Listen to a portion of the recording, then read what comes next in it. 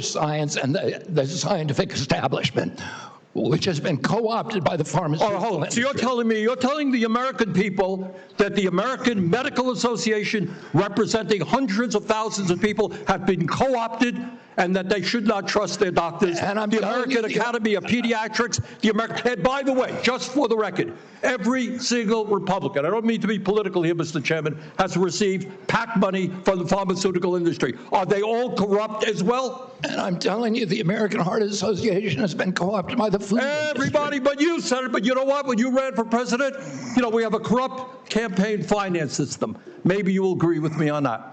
Okay, you were already president, you got a billionaire behind it. You received $300,000 from people, not from the industry, people in it, as I did, from individuals. You corrupt. President Trump got $3 million.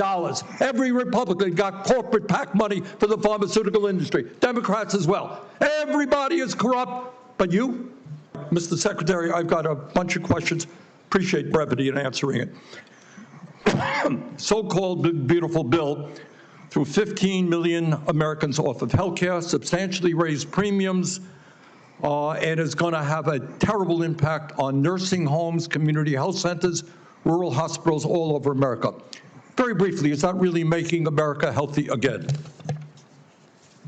It's going to have it's going to be the biggest infusion of federal dollars into rural health care in American history. Yeah, you know why? Because you're cutting $150 billion for rural hospitals. You're putting $50 billion back. That's not an infusion. That's a loss of $100 billion. All right, next question.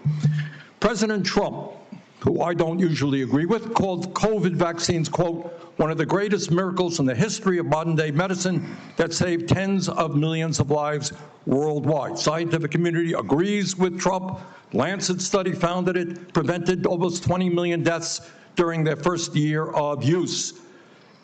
Secretary Kennedy, are President Trump and the medical community right, or do you still believe that the COVID vaccine was, quote, the deadliest vaccine ever made?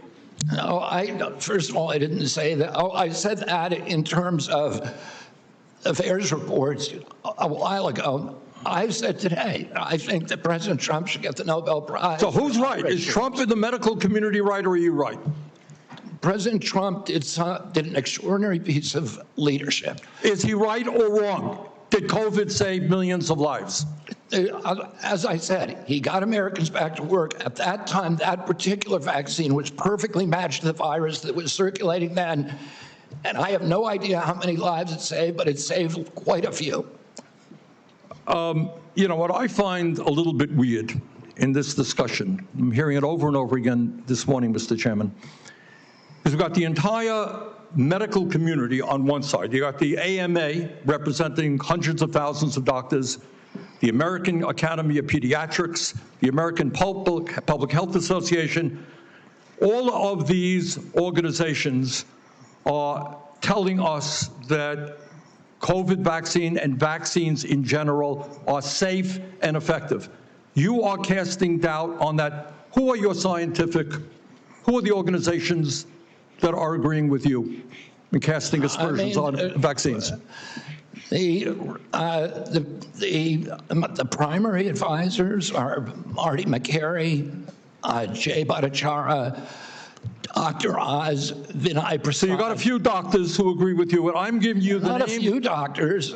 What you're talking about is there's a big difference, Senator, between established science and the scientific establishment, which has been co-opted by the pharmaceutical industry. So you're telling the American people that the American Medical Association, representing hundreds of thousands of people, have been co-opted and that they should not trust their doctors. Everybody is corrupt, but you?